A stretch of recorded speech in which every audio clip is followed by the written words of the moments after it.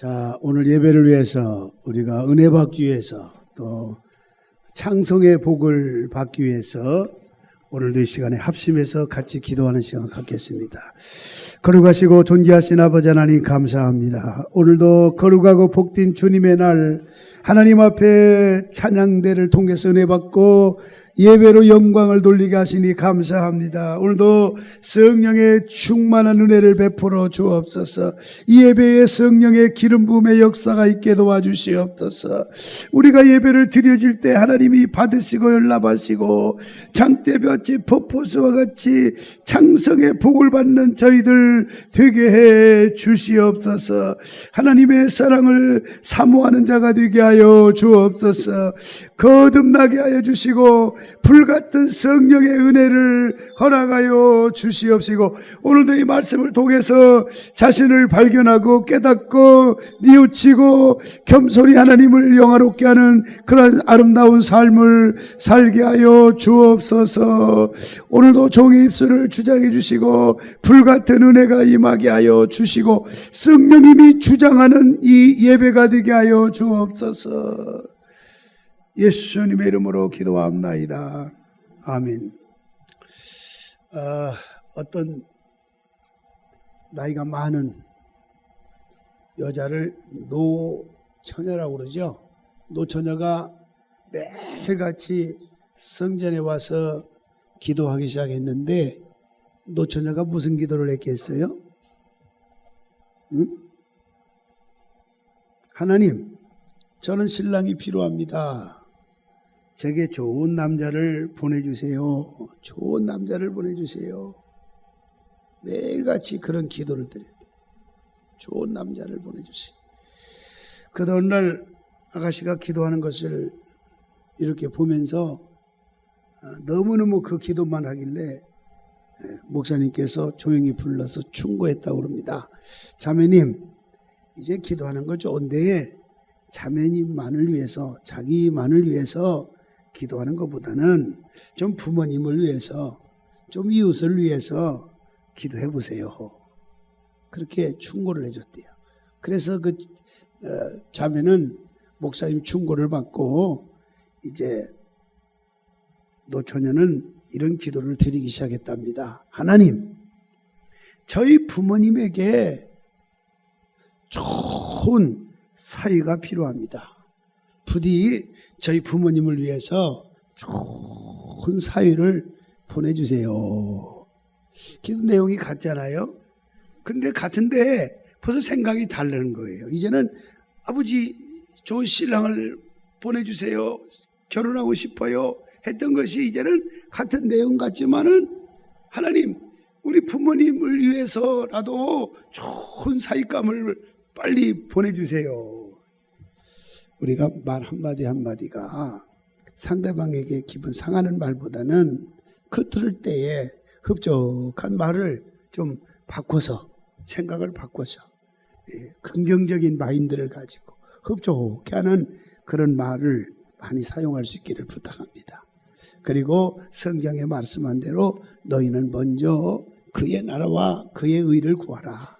그리하면 내가 너희에게 모든 것을 도와여 주시리라 하신 것처럼 하나님 나라와 의를 위해서 구하는 여러분들이 다 되시기를 주의 이름으로 축원하고, 그렇게 기도할 때에 하나님께서 여러분에게 창성의 복을 허락해 주시는 것입니다. 경제학자 웰더스라고 하는 사람이 자연 상태에서 25년마다 인구가 배가 한다, 그렇게 추정을 했다고 합니다. 이 방식에 따라서 어림잡더라도 야곱의 권속 70명이 430년 동안 장정만 60만으로 증가한 것은 충분한 가능한 일이었다는 것이죠. 이스라엘의 번성, 오늘 본문에 나온 번성하리라. 이 번성이라고 하는 건 하나님의 특별한 축복이었습니다. 오늘 여러분의 가정에 번성하는 은혜가 있기를 축원합니다. 그래서 하나님의 백성들은 본래적으로 축복을 받은 자입니다. 그리고 그들에게 뭐라고 표현하면 복의 근원이 된다, 그렇게 표현하고 있습니다. 복의 근원이 돼야 돼요. 복의 근원이 돼요. 나만이 채워지는 것이 아니라 남에게도 드릴 수 있고 남에게도 건네주고 남에게도 뭔가 공유해주는 그런 넘치는 여러분이 복 받을 때 좀 넘치는 복 받으시기 바랍니다. 나만이 사는 게 아니고 넘치는 복의 근원이에요. 그러나 끊임없는 사탄의 도전으로 말미암아 백성들이 끊임없이 오늘 본문 보니까 고난을 당하기 시작합니다. 하나님의 백성은 축복 속에 끊임없는 기쁨을 누리는 동시에 고난 속에서도 하나님을 바라보면서 분투하며 열심을 다하는 것을 보게 됩니다. 이처럼 우리가 하나님을 믿는 사람들에게도 누구를 막론하고 고난이라고 하는 건 다 찾아오는 겁니다. 고난을. 하나님 나에게 고난을 없애주세요. 제거해주세요. 고난이 찾아오지 않게 해주세요가 아니라 그 고난을 잘 헤쳐나가고 그 고난을 참으로 축복의 통로로 바꿔놓을 수 있도록 인내심을 가지고 이길 수 있도록 큰 능력을 주세요. 아멘. 나를 이길 수 없고 죄악을 이길 수 없고 세상을 이길 수가 스스로는 없습니다. 전능자께서 이길 수 있는 힘을 주시옵소서. 헤쳐나갈 수 있는 능력을 주시옵소서. 그리고 방법을 주세요. 아이템을 주세요. 영감을 주시옵소서. 이런 기도를 드려야 될 것입니다. 교회도 시험거리가 있고 어느 가정에도 어려움이 있습니다. 어느 단체나 국가에도 많은 문제와 고통이 다 있습니다. 없다고 하는 건 다 거짓말입니다. 우리의 시선이 고난과 고통에 머무르는 것이 아니라 그 너머에 계신 전능자 하나님 앞에 초점을 거기에 맞춰 나가야 되는 것입니다. 하나님의 능력과 기적을 바라보면서 삽시다. 그래서 이스라엘 민족이 가장 어렵고 절망적인 순간에 하나님께서 이스라엘을 번식하게 했고 창성케 하시고 놀라운 축복을 풍성하게 베풀어 주었어요. 그리고 여기에 영적 이스라엘 민족으로 살아가는 여러분들에게 하나님께서 번식과 창성의 축복을 베풀어 주기를 원하셨다고 하는 것을 주목할 수가 있습니다. 여러분도 모두가 그렇게 되기를 축원합니다. 자, 그러면 창성의 복은 항상 시대가 어렵다 할지라도 여러분만은 창성의 복을 받으시기를 바랍니다. 그래서 오늘 본문 8절에서 9절 보니까 요셉을 알지 못하는 뭐가 있어요? 새 왕이 일어나 애굽을 다스리더니 그가 그 백성에게 이르되 이 백성 이스라엘 자손이 우리보다 많고 뭐예요? 강하도다라고 말씀했어요. 자, 모든 인간의 영광은 아침에 사라지는 뭐와 같으냐? 안개와 같다. 애굽에 혁혁한 공을 세웠던 요셉의 업적도 새 왕조의 등장과 더불어 이제는 퇴색하고 말았어. 본문에 나오는 요셉을 알지 못하는 새 왕이 나왔다. 어떻게 보면 좀 의미가 좀 이해가 안 가요. 자, 요셉을 알지 못하는 새 왕. 여러분, 삶 속에는 이런 사람이 없기를 축원합니다. 요셉을 알지 못하는 새 왕이 아니라 요셉을 아는 새 왕이 나와야 돼요. 다시 말하면 하나님이 붙잡아주는 사람을 알고 있는 왕이 나와야 돼요. 하나님을 섬기면 놀라운 일이 일어날 거에 대해서 알고 있는 새 왕이 나와야 돼요. 기도하면 응답이 있고 주님을 섬기고 헌신하고 말씀대로 살아가면 하나님은 우주 만물을 창조하신 하나님은 능력자가 되어서 여러분의 필요한 모든 것을 공급해 줄 수 있다라고 하는 사실을 아는 사람이 나와야 되잖아요. 근데 오늘 여기 보니까 요셉을 알지 못하는 새 왕, 야곱의 권속처럼 셈족 계통이 있던 힉소스 왕조를 제거하고 들어선 제18 왕조의 3대 왕 투르모스 1세로 짐작이 됩니다만은 그는 수많은 정복전쟁과 또 정치적인 수완을 10분 발휘해서 애굽을 세계적인 제국으로 건설한 매우 유능한 통치자입니다. 그러나 애굽의 영토를 확장하기 위해서 여기 성경을 쭉 보니까 변방과 타국으로 수많은 장정들을 파병한 영토 그 중앙의 군사력이 약화되니까 이제는 그는 고센 땅에 운집에 번성일로에 있던 이스라엘을 이제는 어떻게 되냐, 경계할 수밖에 없었다 하는 것입니다. 경계의 대상이 됐어요. 그러므로 요셉의 치적을 무시한 채 이제 이스라엘 민족을 탄압하기로 작정했어요.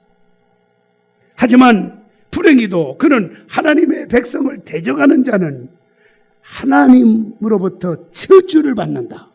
하나님이 붙잡아주는 사람을 괴롭히면 저주를 받는다 라고 하는 사실에 대해서 알지 못했다는 겁니다.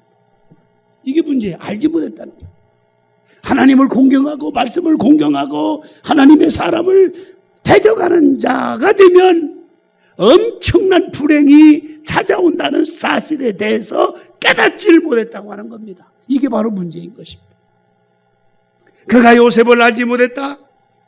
요셉과 함께 하신 전능자, 절대자, 요셉을 붙들어 주시고 요셉을 언제나 임마누엘 되어 주신 그 놀라운 은총을 베풀어 주신 그 이가 누구냐? 전능자 하나님인데 그 하나님을 몰랐다라고 하는 것과 똑같은 내용입니다.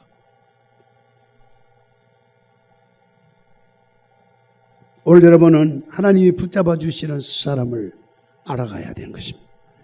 하나님께 기도하고 말씀대로 살고 겸손한 자에게 주님은 가까이 하시는다고 하는 이 엄청난 사실을 알고 그가 체험한 그분에게 더 다가가서 함께하고 가까이하고 같이 공유하고 같이 복을 받는다라고 하는 사실을 알아갈지언정 그 사람에 대해서 알지 못하더라 이런 존재가 돼서는 안 된다는 것입니다.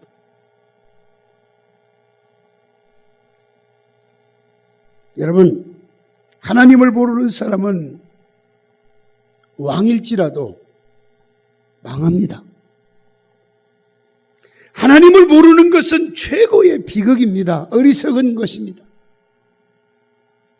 이 세상에 가장 어리석은 것은 배우지 못하는 초등학교도 안 나왔다고 하는 문자 일자라고 하는 것도 무식하다고 하는 사람이 어리석은 게 아니라 살아계신 능력자, 절대자, 하나님을 모르고 하나님이 없다고 하는 사람이 가장 어리석은 사람이라는 것입니다. 우리는 의존의 대상을 똑바로 알고 살아가야 되는 것입니다.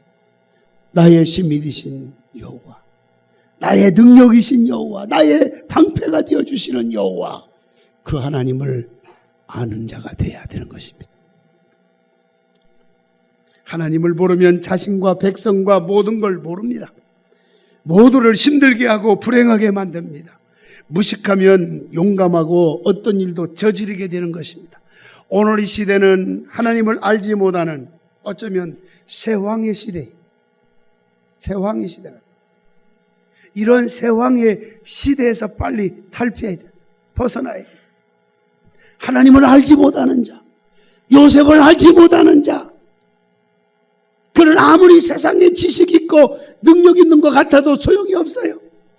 이 나라 이 민족은 하나님이 붙잡아 줘야 됩니다. 여러분의 가정을 붙잡아 줘야 됩니다. 여러분의 사업장을 붙잡아 줘야 됩니다. 사업하시는 분들 본인이 80% 90% 기도해야 되고 10% 내지 20%는 교회가 기도하고 목사가 기도하고 믿으면 아멘 하시 바랍니다. 이걸 우리는 아셔야 돼요. 자기 자신도 다스리지 못하는 사람들이 국가와 국민을 다스린다고 날뛰는 불행한 시대가 바로 현실입니다. 하나님을 알지 못하는 시대, 이건 비극이 아닐 수 없습니다. 그러나 여러분 낙심하지 마십시오. 대한민국은 그래도 120, 30년, 40년 전에 기독교의 문화가 들어와서 여호와 살아계신 하나님을 전파하게 되고 믿는 사람들이 그래도 10분의 2가 그래도 가까이, 정확성은 아니지만은 예수 믿는 크리스찬들인 것입니다. 할렐루야. 가장 어려운 시대에 하나님께서 이스라엘 백성을 축복해 주었어요. 어려운 시대에 축복하셨어요. 어려운 시대를 살고 있는 여러분에게 낙심과 절망하지 말고 포기하지 말고 흔들리지 말고 여러분에게 하나님께서 번식과 장성의 복을 내리시기를 예수님의 이름으로 축원합니다. 두 번째는 생활이 힘들어도, 아멘, 생활이 힘들어도. 힘든 사람 많죠. 그래서 오늘 11절 보세요. 감독들을 그들 위에 세우고 그들에게 무거운 짐을 지워 괴롭게 해서 그들에게 바로를 위하여 국고성 비돔과 람셋을 건축하게 하니라 그랬어요. 자, 당시 감독자들 밑에서 이스라엘 백성들의 노역을 관할한 자들은 두 가지 분류가 있습니다. 하나는 애굽 출신 관리로 간역자 그렇게 불렸고요. 또 다른 분류 하나는 이스라엘 출신 하급 관리로 패장이라 그렇게 불렀어요. 이러한 조직적인 관리로 인해서 이스라엘의 백성들의 고통이라고 하는 것은 정말 말로 다 할 수 없어요. 가중되기 시작했어요. 바로 왕은 대규모 건축 사업을 일으켜서 돌과 진흙과 또 물 등의 무거운 짐을 져야 하는 고딘 사역만을 막 골라서 이스라엘 백성들에게 부과하고, 그러므로 인해서 인구 증가를 억제하고 막 번성하는 건 축복인데 그걸 막고자 했단 말이에요. 그래서 국고성을 비돔과 람셋에 건축하게 했다. 근데 이 국고성이라고 하는 것은 세 가지 용도를 가지고 있는 성인데, 첫째는 변방에 설치되어서 유사시 군량이나 병기를 그 현지에서 신속히 조달할 수 있도록 미리 비축해 두는 그러한 하나의 창고였고요. 또 둘째는 타작한 곡식을 보관하는 창고로서 무역 또는 기근을 대비해 만들어 놓은 것이고, 세 번째는 세금을 곡식이나 물건을 거둬들여서 1차적으로 보관해 놓는 그런 곳입니다. 자, 그런데 이스라엘 백성들은 이러한 국고성을 건축하기 위해서 어떻게 힘들게 했습니까? 백성들을 마치 막 짐승처럼 중노동을 시켰어요. 백성들은 너무너무 괴로움을 당했어요. 무거운 짐을 지었어요. 흙 이기기와 벽돌 굽기를 했어요. 농사에 여러 가지 일들을 했어요. 애굽 사람들은 편히 쉬면서 이스라엘 백성들은 막 노예처럼 일만 시켰어요. 문제는 애굽 사람은 편히 쉬면서 누구예요? 하나님의 백성, 이스라엘 백성들은 너무너무 고통을 줬다 그 말이에요. 아주 그냥 짐승처럼 노예처럼 일을 시켰어요. 그 고생은 우리가 상상할 수 없는, 아마 상식적으로도 짐작할 만한 그런 것일 겁니다. 노예처럼 일하면 뭐 더 이상 말할 것도 없어요. 노예라고 하는 것은 짐승 그 이하의 취급을 받는 것입니다. 마치 이스라엘 백성들이 일하는 그런 기계와 같은, 노예처럼 매를 맞으면서 가장 힘들고 위험한 일을 묵묵히 이루었어요. 사람 이하의 취급을 받았어요. 동물적인 삶을 살았어요. 입은 있었지만은 입을 내 마음대로 사용할 수가 없어요. 말할 수 있는 자유가 없습니다. 인간답기를 포기한 버려진 생애 자체였어요. 얼마나 기가 막힙니까? 얼마나 고통이 심했겠습니까? 록펠러라고 하는 사람, 항상 여러분에게 가끔 간증을 하고 있죠. 게시판에도 붙여놨죠. 록펠러. 그는 독실한 기독교 신자요, 세계적인 대부호입니다. 한 번은 시카고 대학 교회당 헌당식을 마치자 수많은 기자들이 몰려와서 록펠러에게 질문을 던졌습니다. 그 중에 부자가 되려면 어떻게 해야 됩니까? 옆 사람 인사 좀 합시다. 우리 부자 되려면 어떻게 해야 되나요? 뭐라고 답을 해주겠어요? 나도 몰라요. 나도 부자도 아닌데 뭐 그러겠어요?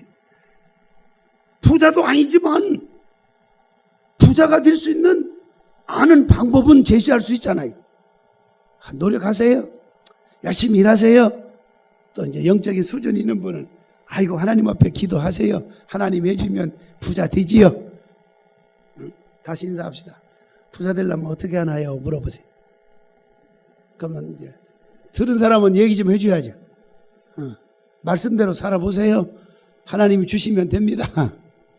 자, 기자들이 세계적인 거부 록펠러에게 질문을 던진 것이 바로 뭐냐? 부자가 되려면 어떻게 해야 되느냐라는 말에 그런 즉각적으로 많이 있지만 4가지 대답을 뚜렷하게 했답니다. 하나는 온전한 11조를 드리십시오.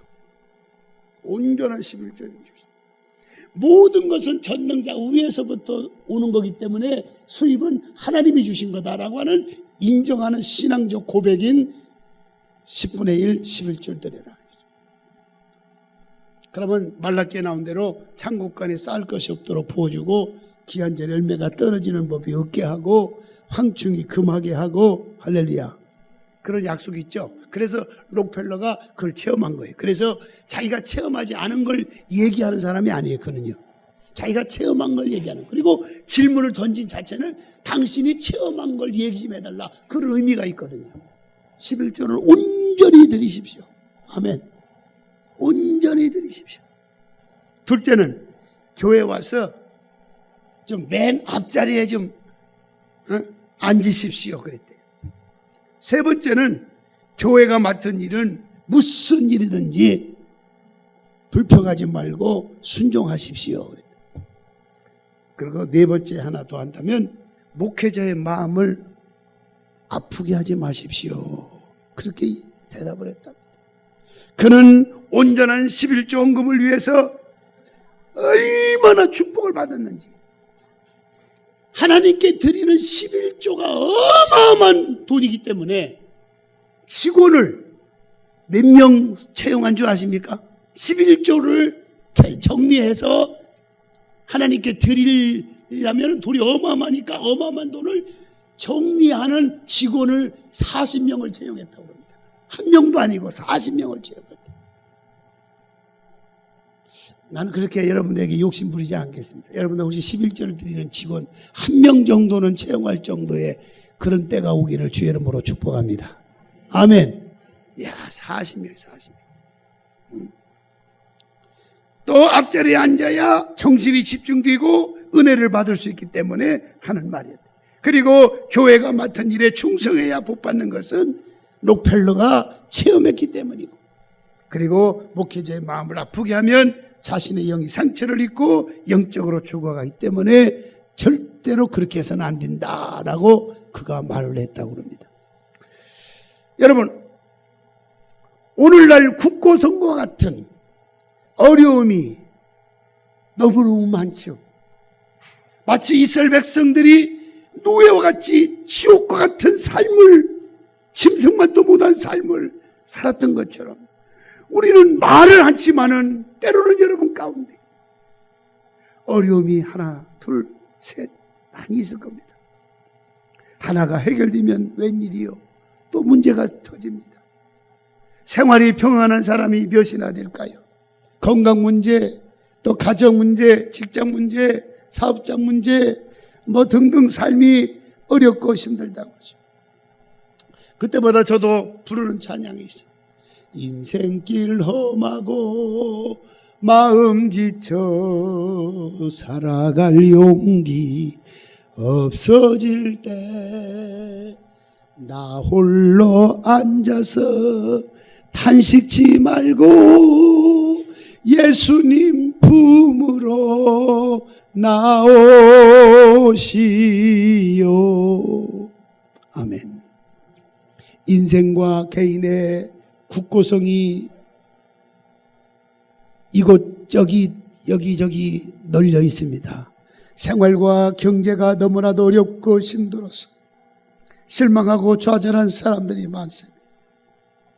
그러나 록펠러처럼 어려움 속에서도 하나님의 중심, 하나님의 뜻대로 살면 성공과 승리의 인생이 되어진다고 하는 사실을 믿으시기를 바랍니다.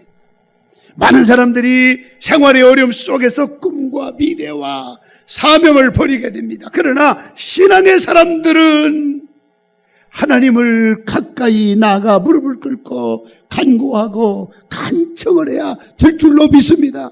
하나님께서 여러분의 생업과 직장과 사업에 크게 복 주시기를 원하고 있는 것입니다. 하나님의 번식과 장성의 축복이 여러분의 가정 위에, 자녀들 위에 임하게 되시기를 주님의 이름으로 축원합니다.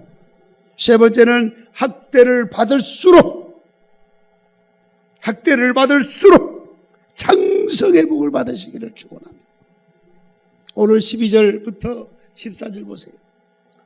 12절, 그런 학대를 받을수록 더욱 번성하여 퍼져나가니 애굽 사람이 이스라엘 자손을 말미암아 근심하여 이스라엘 자손에게 이를 엄하게 시켜, 다 같이 읽읍시다. 어려운 노동으로 그들의 생활을 괴롭게 하니고 흙이 기기와 벽돌 굽기와 농사의 여러 가지 일이라 그 시키는 일이 모두 뭐했다? 엄하였더라. 학대받는 이스라엘 백성들을 1대1로 만나시며 인격적인 교제를 나누시는 하나님의 사랑과 하나님의 관심이 여기에 내용 가운데 내포되어 있다는 겁니다.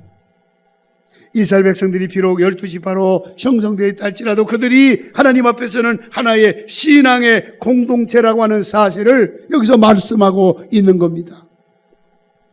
애굽 사람은 이스라엘 백성에 대해서 크게 경멸한 동시에 극한 공포를 느꼈어요. 그래서 점점 더 막 그들은 학대를 더 심하게 더 학대하기 시작했어요.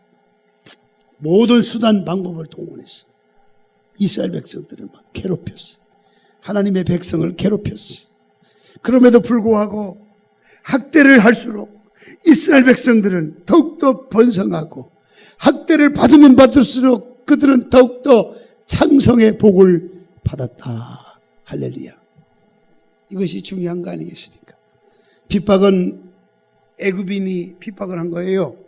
그런데 놀라운 것은요, 축복은 이스라엘 백성들이 받는 이해할 수 없는 기적이 일어난 거예요. 오늘 여러분이 그렇게 되기를 축복합니다. 이해할 수 없는 일이 일어나요. 끝까지 하나님을 섬기며 이해할 수 없는 하나님의 역사가 일어나요.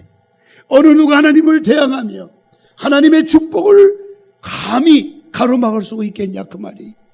사람은 고난 때문에 아파하고 고난 때문에 울 때도 있습니다. 너무 힘들어서 밤잠을 이루지 못하며 가슴이 찢어지는 고통을 느낄 때도 있습니다.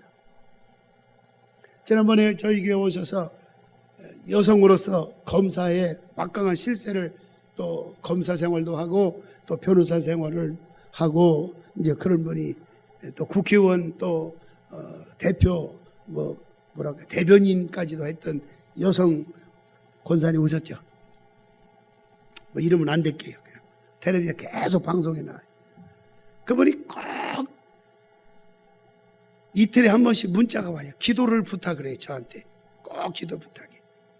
그런데 다시 국회의원 출마를 하려는데 거기에 주민이 거의 다 아주 열렬한 지지, 거의 막 지지할 정도로 너무너무 일을 잘 했다고 알려져 있어요. 그러니까 누가 추천해도 누구래도 그 사람이 쌓아놓은 업적 그런 것이 있기 때문에 100% 된다 해가지고 딱 제쳐놓고 다른 사람이 들어가면서 그 아픈 고통 하소연을 저한테 하면서 막 울먹이면서 기도를 부탁하더라고요. 근데 이번에 또 치열한 경쟁에서 이번에 공천을 받았다고 그래. 할렐루야. 그러니까 끝까지 그런 실망하지 않고 낙심하지 않고 그래도 하나님 앞에 기도 요청하고 본인도 기도하고 그렇게 하나님을 의지하고 다니면서 간증하고, 그러니까 하나님이 그 어려운, 여러분 요즘에 공천망이 얼마나 어려워요. TV에 보면 알지만 거기에 당당히 공천을 받았어. 여성으로서. 오늘 여러분, 사람은 고난 때문에 아파하고 울 때도 있지만 찢어지는 고통을 느낄 때도 있지만 시편 기자는 말합니다. 고난이 내게 유익함이라. 고난을 찬양했어. 지나고 보면 뜻이 있고 지나고 나면 합력하여 선을 이루게 되는 것입니다. 고난이 클수록 은혜가 크다고 하는 사실. 하나님이 고난 속에서 오늘 여러분과 함께 하십니다. 고난 속에서 원망 불평하지 않고 끝까지 하나님을 섬기고 의지하고 주님만 바라보고 기도하면 하나님이 저도 책임져 주시고 교회도 책임져 주시고 여러분의 가정과 자녀들 심령을 책임져 주실 것입니다. 반드시 책임져 주시고. 여러분은 누구에게 학대를 받고 있습니까? 부모입니까? 가족입니까? 친구입니까? 성도입니까? 이웃입니까? 직장, 때로는 사이에서 누구에게도 말 못할 학대를 받고 있습니까? 실망하거나 포기하지 맙시다. 기분이나 감정대로 행동하지 맙시다. 오직 하나님만 바라보십시다. 하나님만 바라보기로 작정하면 흔들리지 않습니다. 시험 들 수가 없습니다. 하나님만 바라보면 상처도 견딜 수가 있습니다. 하나님 바라보는 것이 약해지니까 무너지는 거예요. 우리 주님만 바라봅시다. 이스라엘 백성들이 학대를 받을수록 하나님께서 더욱더 번성과 창성의 축복을 베풀어 주신 것처럼 우리 전성교회 자리에 나온 여러분 모두에게도 이와 같은 큰 창성의 복을 여러분 모두가 받게 되시기를 예수님의 이름으로 축원합니다. 기도하십시다. 하나님,